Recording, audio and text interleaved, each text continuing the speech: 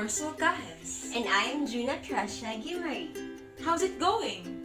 Today's a new day for another lesson and to learn new things. For today's discussion, we will be talking about types and uses of portfolio. Let's start with the learning objectives. At the end of this lesson, the students are expected to learn the meaning and purpose of portfolio, learn the different types of portfolio and its uses, differentiate traditional portfolio assessment, and demonstrate understanding of providing an appropriate type of portfolio. Now, let's talk about what portfolio is all about. Portfolio is a collection and compilation of materials that exemplifies one's beliefs, skills, qualifications, education, and experiences. It also provides a thorough reflection of one's identity and personality. Its uses and types exhibits the hard work and perseverance done by the students alongside their progress and development. Now that we know what portfolio is all about, let's discuss about the different types of portfolio and its definition. First is working portfolio, which also known as teacher-student portfolio, that actually contains various students' works or products. This is used to help teachers reflect the strengths and weaknesses growth of the students. Second is the showcase portfolio. It is known as best works portfolio or display portfolio. It also focuses on the student's best and most creative work, and it exhibits the best performance of the student. For example, in a special program in YARD's curriculum, wherein visual art students showcase their best portrait paintings. Lastly, the progress portfolio. It is also known as Teacher Alternative Assessment Portfolio.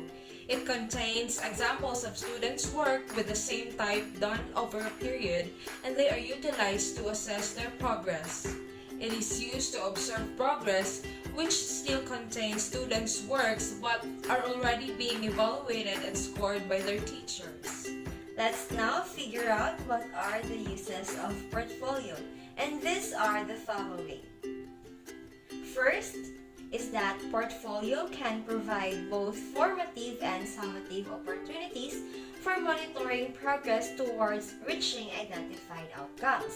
Number 2, portfolios can communicate detailed information about what is expected of students in terms of the content and quality of performance in a specific curriculum. And number 3, a portfolio allows students to document the aspects of learning that do not show up well in traditional assessments.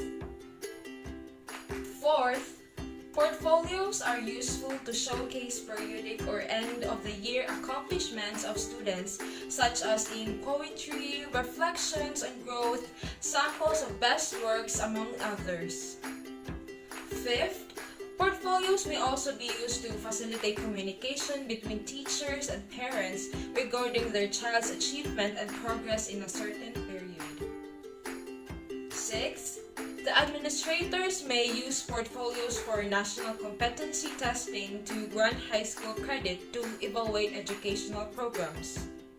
Lastly, portfolios may be assembled for a combination of purposes such as instructional enhancement and progress documentation. A teacher reviews students' portfolios periodically and makes notes for revising instruction for next year's use. Now, let's differentiate the traditional and portfolio assessment. Here are some characteristics of traditional and portfolio assessment.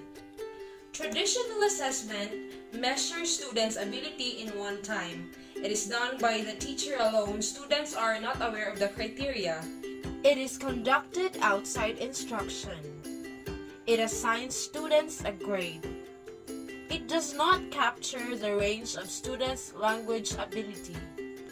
It does not include the teacher's knowledge of students as a learner. It does not give students responsibility.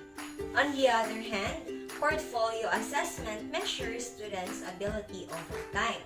It is done by the teacher and the students are aware of the criteria itself. It is embedded in instruction and it involves student in own assessment.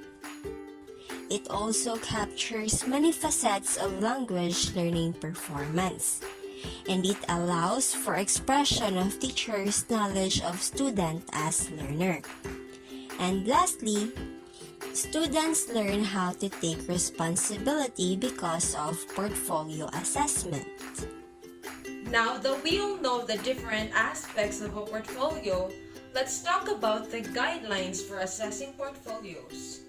First, include enough documents or items on which to base judgment.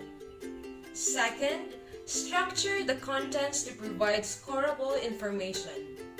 Third, develop judging criteria and a scoring scheme for raters to use in assessing the portfolios.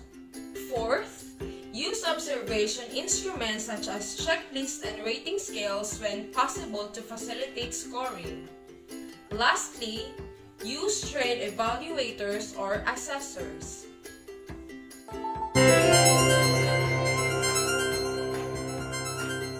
To check your understanding, let's answer the following questions.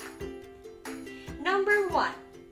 The content of a portfolio is largely based on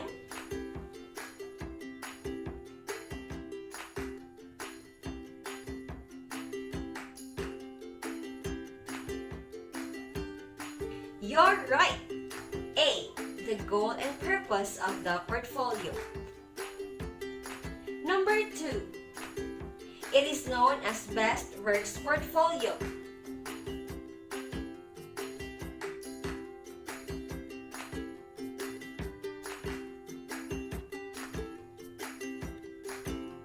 You're right! The answer is B. Showcase Portfolio. Number 3. It is a teacher alternative assessment portfolio.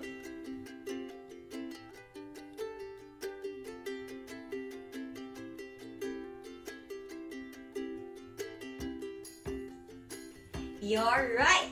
The answer is B. Progress Portfolio. Number 4. Check if it is true or false. Portfolio is a systematic process and purposeful collection of student work documenting their teacher's performance.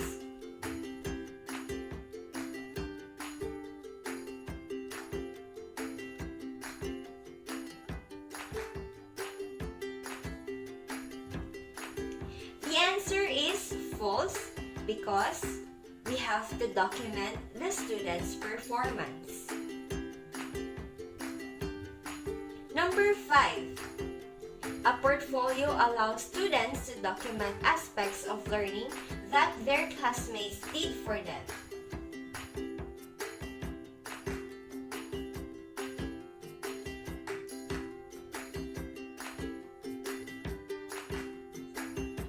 The answer is false.